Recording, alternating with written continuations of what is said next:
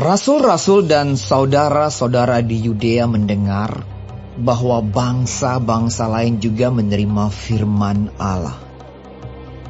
Ketika Petrus tiba di Yerusalem, orang-orang dari golongan yang bersunat berselisih pendapat dengan dia.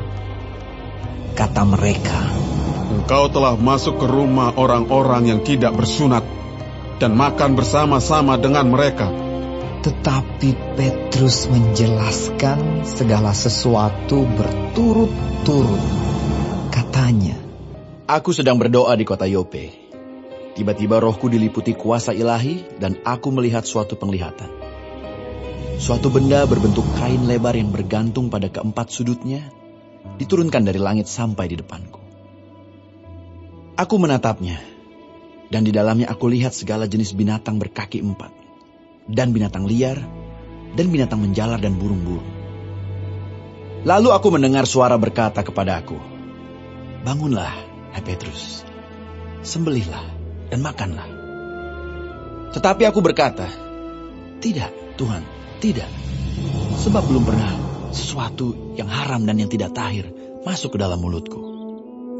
Akan tetapi untuk kedua kalinya suara dari sorga berkata kepadaku, 'Apa yang dinyatakan halal oleh Allah, tidak boleh engkau nyatakan haram.' Hal itu terjadi sampai 3 kali, lalu semuanya ditarik kembali ke langit.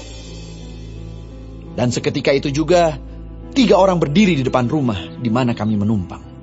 Mereka diutus kepadaku dari Kaisarea. Lalu kata Roh kepadaku, 'Pergi bersama mereka dengan tidak bimbang.' Dan 6 saudara ini menyertai aku.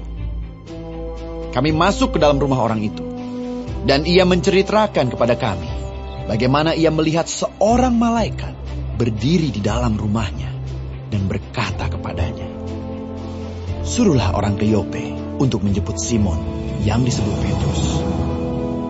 Ia akan menyampaikan suatu berita kepada kamu yang akan mendatangkan keselamatan bagimu dan bagi seluruh isi rumahmu.'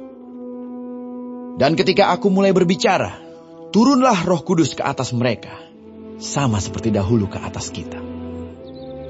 Maka teringatlah aku akan perkataan Tuhan. Yohanes membaptis dengan air, tetapi kamu akan dibaptis dengan Roh Kudus. Jadi jika Allah memberikan karunia-Nya kepada mereka, sama seperti kepada kita pada waktu kita mulai percaya kepada Yesus Kristus, bagaimanakah mungkin aku mencegah dia?" Ketika mereka mendengar hal itu, mereka menjadi tenang, lalu memuliakan Allah. Katanya, Jadi, kepada bangsa-bangsa lain juga, Allah mengaruniakan pertobatan yang memimpin kepada hidup.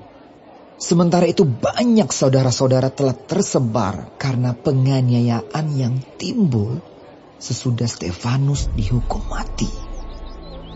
Mereka tersebar sampai ke Fenisia, Siprus, dan Antioquia. Namun mereka memberitakan Injil kepada orang Yahudi saja. Akan tetapi, di antara mereka ada beberapa orang Siprus dan orang Kirene yang tiba di Antioquia dan berkata-kata juga kepada orang-orang Yunani dan memberitakan Injil bahwa Yesus adalah Tuhan. Dan tangan Tuhan menyertai mereka, dan sejumlah besar orang menjadi percaya dan berbalik kepada Tuhan. Maka sampailah kabar tentang mereka itu kepada jemaat di Yerusalem. Lalu jemaat itu mengutus Barnabas ke Antioquia. Setelah Barnabas datang dan melihat kasih karunia Allah, bersukacitalah ia. Ia menasihati mereka supaya mereka semua tetap setia kepada Tuhan, karena Barnabas adalah orang baik, penuh dengan Roh Kudus dan iman. Sejumlah orang dibawa kepada Tuhan. Lalu pergilah Barnabas ke Tarsus untuk mencari Saulus. Dan setelah bertemu dengan dia, ia membawanya ke Antioquia. Mereka tinggal bersama-sama dengan jemaat itu 1 tahun lamanya, sambil mengajar banyak orang. Di Antiokialah, murid-murid itu untuk pertama kalinya disebut Kristen. Pada waktu itu, datanglah beberapa nabi dari Yerusalem ke Antiokia. Seorang dari mereka yang bernama Agabus bangkit dan oleh kuasa Roh yang mengatakan bahwa seluruh dunia akan ditimpa bahaya kelaparan yang besar. Hal itu terjadi juga pada zaman Claudius. Lalu murid-murid memutuskan untuk mengumpulkan suatu sumbangan sesuai dengan kemampuan mereka masing-masing dan mengirimkannya kepada saudara-saudara yang diam di Yudea.